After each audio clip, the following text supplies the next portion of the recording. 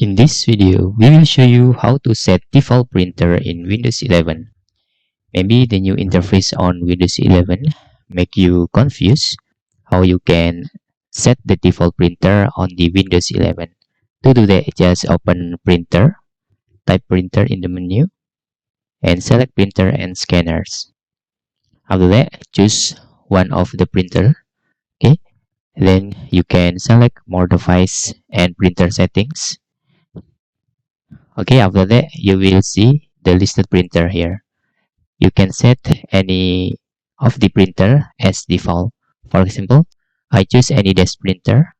Just right click on them and select set as default printer. Then click OK. Like that.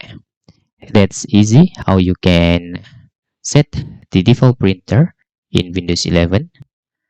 Make sure you right click on that printer and choose set as default printer. Okay, hope this video helpful for you. If you have any questions, you can fill in the forms comment below, and thanks for watching.